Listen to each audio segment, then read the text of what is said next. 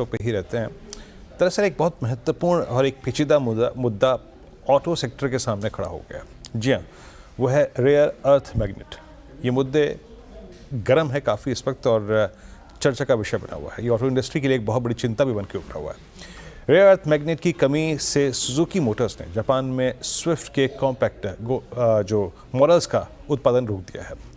Auto sector के लिए कितना बड़ा है ये संकट जानने के लिए हमारे साथ रोहन जुड़े हैं। रोहन, पूरा अगर आप देखें ऑटो प्रभावित होगा, इससे भारत का ऑटो पर भी प्रभावित होगा। आपने देखा सुजुकी ने क्या निर्णय लिया, सरकार क्या कर रही है इस पर्सपेक्टिव से, और चीन से इस संदर्भ में कोई बातचीत हो रही है क्या? आपका व्यू मतलब डेवलपमेंट कैसे है इस वक्त? जी बिल्कुल, ये काफ़ी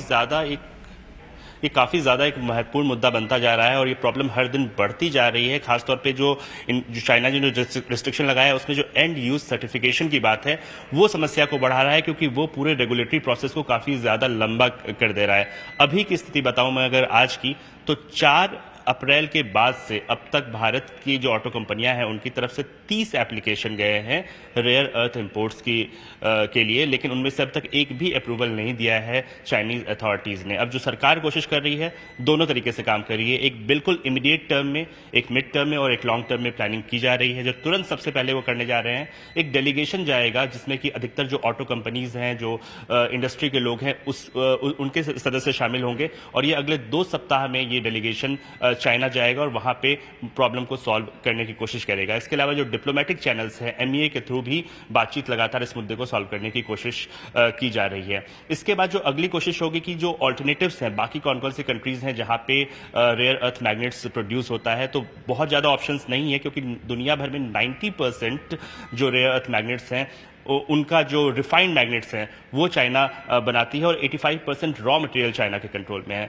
तो यहाँ पे एक समस्या आ रही है। लेकिन कुछ और देश हैं जैसे कि वियतनाम हो गया, ऑस्ट्रेलिया हो गया, यूएस हो गया, जहाँ पे ऑल्टरनेट इंपोर्ट की फिलहाल हम तुरंत मीडियम टर्म में हम बात कर सकते हैं।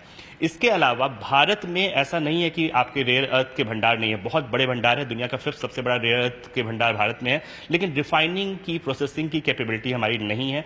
एक पब्लिक सेक्टर की कंपनी है इंडियन रेयर अर्थ लिमिटेड, जो कि इसमें है, लेकिन वो कमर्शियल, उसने रिफाइनिंग पे कभी ध्यान नहीं दिया। तो उसको रिवाइव करने की कोशिश हो सकती है, जो सरकार के सूत्र में बता रहे हैं। इसके अलावा जो प्राइवेट सेक्टर है उनकी भागीदारी को बढ़ावा देने की कोशिश हो सकती है। इस पर कुछ इंसेंटिव भी दिया जा सकता है और ये आने वाले कुछ समय में रेयर अर्थ रिफाइनिंग को भारत सरकार अपनी प्रायोरिटी में बना सकती है। तो ये कुछ कदम है जो कि शॉर्ट टर्म, मीडियम टर्म और लॉन्ग टर्म में सरकार जिसको प्लान कर रही है। लेकिन फिलहाल जो क्राइसिस है वो बढ़ती जा रही है, क्योंकि अधिकतर कंपनियों के पास अभी जो इन्वेंट्री लेवल है इस तरह के कंपोनेंट्स का जो रेयर अर्थ पे डिपेंडेंट होते हैं वो लगभग 1 महीने का है। तो जुलाई के बाद से ये समस्या और बढ़ सकती है।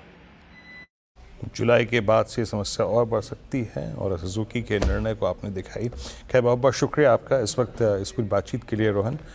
तो एक सेटबैक है पूरे इंडस्ट्री के लिए। खैर, बातचीत चल रही है, एक डेलीगेशन जाएगा भी चाइना पे इस संदर्भ में।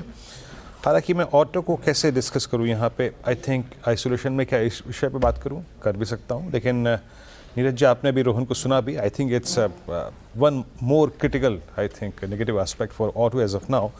बट ऑटो में एक सेकुलर मूव देखा नहीं अब तक हमने। कभी टायर चलता है, कभी 2 wheeler space because of short covering passenger vehicle segment में एम के पास एक लीडरशिप है, और कॉमर्शियल व्हीकल सेगमेंट में अशोक लेलैंड में एक मूव आता है। लेकिन मैं फिर से कह रहा हूँ कि वो ऑटो में अब तक एक सेकुलर मूव नहीं आया। ऑटो पर आपका टेक क्या, अवॉइड कर रहे हैं, क्या बाय कर रहे हैं इस वक्त? ये ऑटो में जो 3 कंपनीज हैं जिन्होंने काफी अच्छा किया लेटली, 2 तो डेफिनेटली महिंद्रा और दूसरा है टीवीएस मोटर में 2 व्हीलर स्पेस। ये दोनों कंपनीज तो अपनी सेगमेंट के लीडर्स की तरह हैं और इनका बहुत अच्छा परफॉर्मेंस रहा है। इनके जो भी लॉन्चेस हुए हैं महिंद्रा के बहुत सक्सेसफुल हुए हैं। टीवीएस की ऑपरेशनली इतनी अच्छी परफॉर्मेंस रही है, मार्जिन इनके काफी स्ट्रांग रहे हैं। तो आई थिंक ये 2 स्टॉक्स हैं जो अगर किसी के पास है तो उनको तो होल्ड करना चाहिए। ये दोनों स्टॉक में लगता है आगे चलते हुए भी इतने क्वार्टर से, इतने सालों से जैसा आ रहा है इनका मोमेंटम, आई थिंक बढ़ेगा, आगे भी ठीक रहेगा। उसके अलावा आई थिंक जैसे आप देखा बजाज ऑटो, हीरो मोटर, इसमें काफी सेलिंग आई थी। बजाज ऑटो इस बार के रिजल्ट्स पूरे नहीं थे बिकॉज आई थिंक पहले ही लोगों ने काफी एंटिसिपेशन में बाइंग कर ली थी, तो थोड़ी करेक्शन आई रिजल्ट्स के बाद। आई थिंक बजाज ऑटो के लॉन्ग टर्म उसकी वैल्यूएशन के हिसाब से देखे तो एक अच्छे प्राइस पे मिल रहा है अभी। अगर कोई लॉन्ग टर्म इसको लेना चाहता है साल 2 साल के लिए, एक अच्छा अट्रैक्टिव एंट्री पॉइंट हो सकता है उसके लिए। तो I think stock specific opportunities हैं। बाकी जो आपने रेयर अर्थ मिनरल्स की बात की, वो भी एक इवॉल्विंग स्टोरी है, नई चीज है, उसका क्या इम्पैक्ट आएगा ईवी स्पेस में, कैसा आएगा, वो भी आगे चलते हुए क्लैरिटी आएगी। But leaving that aside, I think beside these two stocks, Mahindra Mahindra, TVS, Bajaj auto भी आप देख सकते हैं लॉन्ग टर्म इन्वेस्टमेंट के लिए।